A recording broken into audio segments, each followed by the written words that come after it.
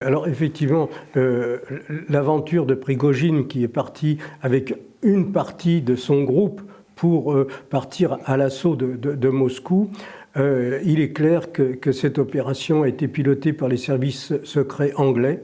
Ah, et donc on a fait miroiter à Prigojine qu'il y avait plusieurs généraux qui allaient le rejoindre et que tout allait basculer et que ça se passerait comme lorsque Helsinki est arrivé sur la place rouge et que là, les chefs militaires ont basculé avec lui et hop, on est passé du système soviétique au système russe. Voyez. Donc c'était ça. Donc c'est à mon avis, votre avis, c'est ça. Alors la mort de Prigojine, on ne sait pas, si c'est quelque chose qui a été organisé, si c'est un accident matériel, là, parce que si Poutine avait voulu l'éliminer, il l'aurait fait dans d'autres conditions plus discrètes. Je pense. Et surtout qu'il n'avait aucune raison de tuer les pilotes qui étaient à bord et tout ça. Donc ça ne vous semble pas la bonne version, ça. Et puis perdre un avion bêtement, alors que vous avez tellement de méthodes, vous savez, ils ont des seringues, ils mettent du poison sur un volant, vous mettez les mains dessus, vous avez une crise cardiaque. Et donc tout ça, ils sont spécialistes. Il passe un produit sur le volant de la voiture. Crise cardiaque. Vous arrivez, vous mettez vos mains dessus, hop, crise cardiaque. Et alors là, le médecin fait le constat d'une mort naturelle. Ah bah oui. Oui. Donc voilà.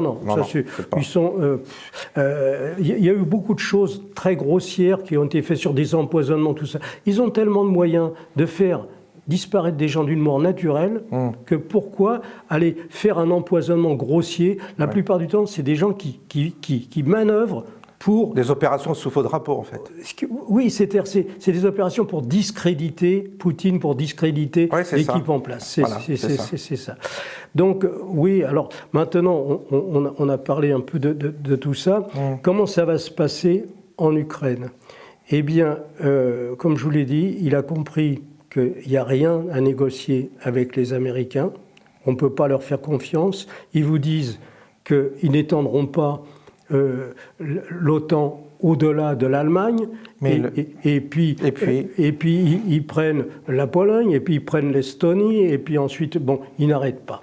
Donc ça, et puis, ils ont très bien compris que la formation, si vous voulez, des militaires ukrainiens pour reconquérir la Crimée avait surtout pour but de déstabiliser Vladimir Poutine et son équipe et de le remplacer par des gens qui seraient conciliants avec Washington. Et donc, alors là, on pourrait faire du business, on pourrait prendre, si vous voulez, toutes les réserves, et surtout le plan qui était prévu par les Américains, par les réseaux financiers, c'est de diviser la Russie en 5 pays. Alors donc, c'est la stratégie des États-Unis, en tous les cas de l'État profond, c'est d'affaiblir, par cette guerre, d'affaiblir la Russie économiquement via les sanctions et même l'investissement. La Russie est en train de passer à une économie de guerre. Donc évidemment, vous cherchez à affaiblir la Russie et parallèlement dans le but de démembrer, de remplacer Poutine. Donc quel est son pouvoir? Est-ce qu'aujourd'hui il est menacé ou pas au niveau de son pouvoir? Parce que quelqu'un qui gouverne par la peur et la crainte, il faudrait savoir si vraiment il a un environnement fiable au niveau du gouvernement. Qu'est-ce que ça donne la Douma? Est-ce que la Douma le suit ou pas? Et d'autre part, le but, c'est effectivement de démembrer la Russie. C'est le but de l'oligarchie, c'est de démembrer la Russie et de l'affaiblir, comme on démembre l'Europe, d'une certaine manière. C'est ça. Il voulait s'emparer de toutes les richesses, puisque, vous savez, je l'ai dit dans un autre épisode, on approche de la fin du pétrole. Oui. Et donc là... La ressource est importante. Bah oui. Il faut savoir que sous le pôle Nord, il y a d'énormes gisements pétroliers, que les Russes ont planté leur drapeau à l'endroit du pôle Nord en disant que ça, c'est leur territoire. Donc là aussi, il y aura des tensions, et qu'ils ont l'intention de se faire aider par les Chinois sur le plan industriel et économique pour exploiter des énormes gisements de gaz qu'il y a dans ces régions. Donc tout ça, les financiers le savent, etc. Donc Alors, moi, ce qui est important, vous me dites, est-ce qu'on peut régner par la peur? Non, effectivement, c'est un danger. Mais moi, je suis convaincu que la très grande majorité des Russes adorent Poutine. Vous voyez, il est aimé. Et parce que, en plus, moi, de ce que j'ai pu voir, de ce que je peux observer, c'est un homme honnête. Vous voyez, dans sa vie privée, dans son comportement. Et donc, oui, c'est quelqu'un qui peut être aimé par son entourage, par truc. Mais il y a toujours le risque d'une personne qui, par intérêt personnel, peut vous empoisonner ou un truc comme ça. Il y a toujours ce risque. Ça se risque. Mais la grande majorité des Russes adorent Poutine. Ils sont, évidemment, il a rendu la fierté à ce peuple qui était dans un état. Quand je suis allé en Russie, le niveau de misère qu'il y avait, c'était les retraités n'avaient pas de retraite, ils cultivaient leurs pommes de terre, tout ça c'était un truc de fou. Il y avait vraiment des... Ah non, et là, en l'espace de 20 ans, et puis il a rétabli la possibilité à ceux auxquels on avait interdit les chrétiens orthodoxes de pratiquer leur religion, il a réintégré. Et vous savez que l'Église a une place importante, l'Église orthodoxe en Russie.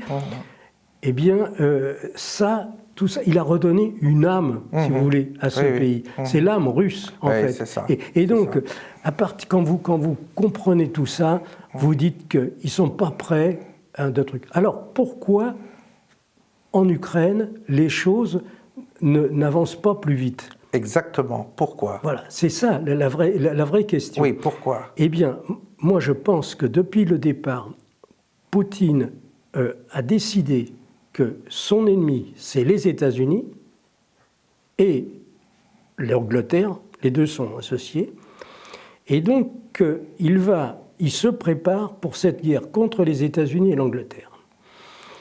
Avec il gagne du temps? Alors, il gagne, effectivement. Vous savez qu'il y a une couverture de satellites où les Russes savent tout ce qu'il y a dans le monde. Les Russes aussi ont une couverture, autant que les Américains. Ah, bien sûr, les Russes savent exactement où il y a telle base, tel matériel. Et puis, si ils ont un doute, ils envoient un petit drone pour faire des images précises. Vous voyez, ça se fait. Donc, à mon sens, ils ont répertorié toutes les bases militaires qu'il y a qui présentent un danger pour eux, parce que c'est comme ça qu'ils raisonnent. Eux, ils savent que s'il y a une guerre nucléaire, ils vont avoir un grand nombre de missiles qui vont leur arriver dessus. Ils veulent minimiser au maximum le nombre de missiles qui arrivent sur la Russie. Parce que s'il en arrive 200 ou 300, ils peuvent peut-être faire face. S'il en arrive 50, ça ne devrait pas poser de problème. Mais s'il en arrive des milliers, ils ne pourront pas. Donc il y a des bases en Pologne, il y a des bases en Allemagne, il y a des bases en Roumanie, où ils ont du matériel. Tout ça est repéré. Donc, imaginons qu'il y a 400 cibles à détruire. Voyez, dans le monde. Dans le monde, voyez. Europe, États-Unis. Europe, États-Unis et d'autres. Et d'autres. Sur des autres pays. Australie, peut-être. Turquie, par exemple. Turquie. Base de l'OTAN. Tout ça... Erdogan, il doit savoir ça. Ah enfin, je ne sais pas. En tout cas, ce qui est sûr, c'est que actuellement, depuis même avant le 24 février 2022, les Russes fabriquaient des Sarmat, commençaient à fabriquer des missiles Kinjal, etc. Mais là, maintenant, ils sont passés à une vitesse supérieure. Le Kinjal est produit en série. Et donc, ce que je ne sais pas, c'est combien est-ce qu'ils en fabriquent. Est-ce qu'ils en fabriquent 1 par semaine? Est-ce qu'ils en fabriquent 2 par semaine? Ça, je ne sais pas. Mais ce qui est sûr, c'est qu'ils maintenant, ils l'ont annoncé officiellement. Donc, on reprécise le Kinjal. Alors, le Kinjal, c'est un missile qui peut être chargé avec une tête conventionnelle, avec un explosif conventionnel, ou avec une arme nucléaire. C'est-à-dire une tête nucléaire, mais de faible puissance. De faible puissance. Et la portée de ce missile? Alors, la portée, c'est 2000 km. 2000 km. Alors, généralement, ils l'utilisent sous un avion.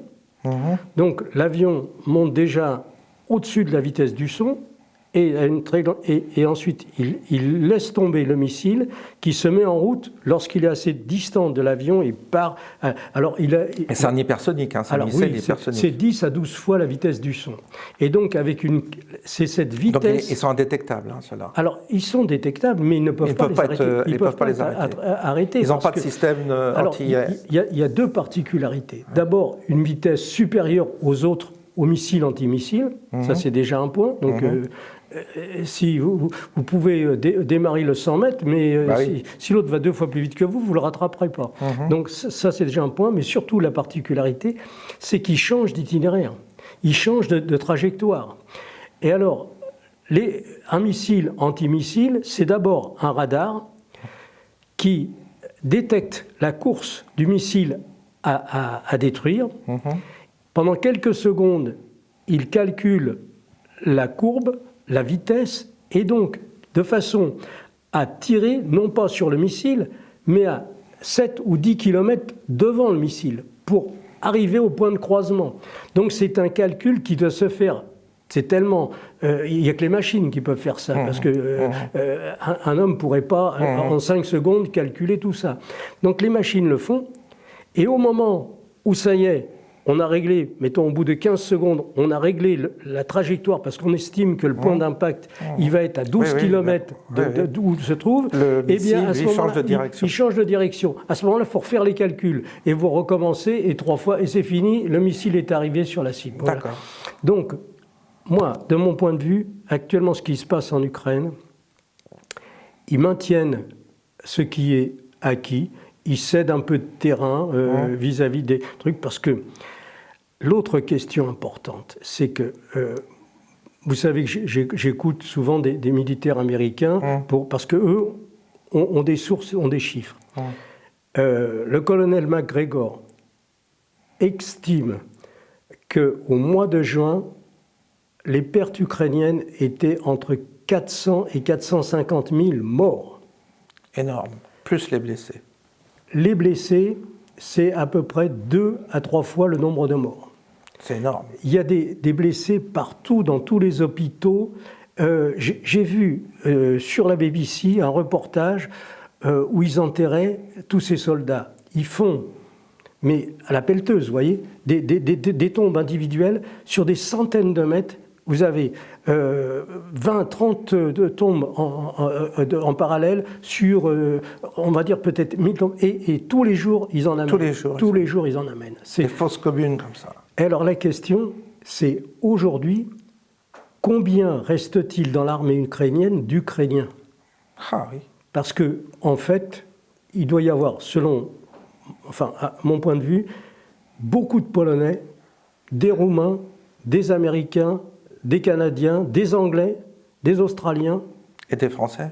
Des Français, bien sûr, beaucoup depuis le début. Depuis le début, les Français. Ah oui, depuis le début. Alors bien sûr, ils ne sont pas envoyés par la France. Non, non. Ce sont des militaires qui sont mis à la disposition. Non, c'est des mercenaires. Ah, ce sont des mercenaires. Ce sont des mercenaires. Ce sont d'anciens militaires qui ont une spécialité, tireurs d'élite ou ils sont payés par ou pilotes de char ou vous voyez. Ils sont payés par l'OTAN alors. Alors, ils ne sont pas payés directement par l'OTAN, ils sont payés par l'argent qui arrive à Kiev, par avion. Oui, donc des palettes de billets. Des palettes de billets arrivent. Des palettes de billets, de dollars. Et donc là, on distribue. Alors d'abord, quand l'avion débarque avec 10 palettes de 500 kilos de billets qui sont sous film plastique, on sort les paquets. Et puis, les mafias locales commencent par prendre leur part, et après, on distribue pour les mercenaires, ça c'est pour un tel, ça c'est... Voilà. Et à chaque fois, c'est évidemment les représentants américains, les sénateurs, qui votent encore une enveloppe de 2 milliards de dollars, une enveloppe de... Voilà comment ça se passe. Mais le nombre... de soldats qui sont mercenaires en Ukraine, c'est quelque chose que personne ne sait, mais qui doit être très important. Très important parce que il y a plus, dans ce pays qui a été complètement ravagé par cette stratégie impensable. Enfin, le perdant dans cette affaire, c'est l'Ukraine, c'est une catastrophe. Sa population aussi. On a décapité la population masculine. Ah oui. La population masculine, parce que là, pour le coup, ce sont des hommes qui vont à la guerre. Ce ne sont pas des femmes. Bien sûr. Ce sont des jeunes hommes. Il y a quelques femmes.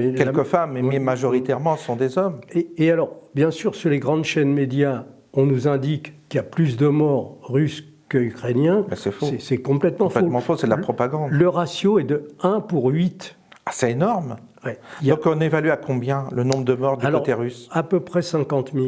C'est rien. Voilà. C'est beaucoup, mais c'est rien par rapport au nombre de morts ukrainiens.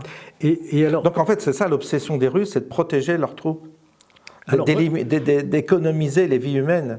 Alors, on va revenir à cette stratégie. Ils ont d'abord identifié et localisé toutes les cibles qu'il leur faudra détruire pour minimiser le nombre de missiles qui vont leur arriver dessus. Le meilleur, c'est détruire avant que le tir parte. Si vous détruisez... Alors, ça veut dire surprise, alors? Alors, bien sûr. Par surprise? Par surprise. C'est là que vous redoutez une attaque surprise, massive et surprise. Bien sûr. Et rapide. C'est ça. Elle doit être synchronisée pour que... Vous savez, la surveillance des Américains, ils vont voir les missiles qui partent du territoire de la Russie. Donc, il faut que tout ça parte à peu près en même temps, et parce qu'après, il y a un temps de réponse. Il y a au moins 3-4 minutes avant de tout réorganiser, tout ça. Donc, d'où l'intérêt des missiles hypersoniques, parce qu'il y a des endroits où le temps que ça parte, eh bien, la cible est détruite. Donc, supposons qu'ils aient identifié, qu'ils ont localisé 400 cibles à détruire. Il faut fabriquer au moins 800 missiles. Il faut un facteur 2 de sécurité. Vous en envoyez un, puis vous en envoyez un deuxième pour sécuriser, parce que peut-être il ne va pas arriver au bon truc. Donc, pour fabriquer 800 missiles, ça ne peut pas se faire en 3 mois. Non. Vous voyez ? Donc, c'est ça la raison pour laquelle les Russes, actuellement... encaissent. Ils encaissent les coûts quand même. Ils occupent leur truc, ils produisent 24 heures sur 24. Et quand ils vont être prêts, alors je vais vous dire comment ça va se passer. Quand ils vont être prêts, là, ils vont mettre du monde en Ukraine. Et c'est là qu'on va comprendre... Donc là, on peut détecter, on peut avoir un... Là, on aura, pour l'instant... Un indice. Voilà. L'indice, c'est quoi? Donc, on recommence. Alors, si vous voulez, l'indice, c'est très simple. C'est qu'actuellement, vous avez à peu près 300 000 forces militaires russes qui sont en Ukraine, qui sont consacrées au front. Et puis, c'est pas suffisant actuellement pour prendre Odessa et toute la région. Non. Donc, ils tiennent un front qui est énorme, qui fait 900 km. C'est énorme. Donc, il faut tenir, ils ont fait des tranchées, tout ça. Chose étonnante, c'est que ce sont des compagnies privées qui ont fait les tranchées, c'est pas les militaires, avec du matériel, vous voyez, qui font tout ce qui a été livré, les blocs de béton, le fameux bloc. C'est pas des soldats qui font ça sur place. C'est des compagnies privées. C'est les compagnies privées russes qui fournissent tout, c'est vachement bien organisé. Ah oui, oui. Et donc là, ils ont des lignes de défense très efficaces sur lesquelles les soldats ukrainiens, malheureusement pour eux, viennent se faire tuer. Ils ont évidemment une supériorité aérienne. Une protection aérienne. Mais si vous n'avez pas, dans les guerres actuelles, si vous n'avez pas l'aviation, vous ne pouvez rien faire. Donc ça fait... Et pour l'instant, les Ukrainiens n'ont pas d'aviation. Ce qui est de scandaleux, c'est que tous les militaires américains savent bien que les Ukrainiens militaires n'ont aucune chance. Ils le savent. Ils le savent, parce que si vous n'avez pas la couverture aérienne, vous ne pouvez pas faire des trucs. Vous envoyez les chars, ils se font massacrer, tout ça. Il faut la couverture aérienne, il faut les hélicoptères, il faut les avions, bien sûr. Il faut surtout tout le système de radar qui non plus, qui a été détruit. Donc en fait, c'est de la chair à canon. Et voilà. Et donc, c'est un sacrifice. On ne sait pas pourquoi ils continuent à faire ça, parce que maintenant, il est clair que les sanctions économiques n'ont aucune efficacité. Aucune efficacité. Et surtout, le point, c'est qu'on massacre un pays pour un résultat nul.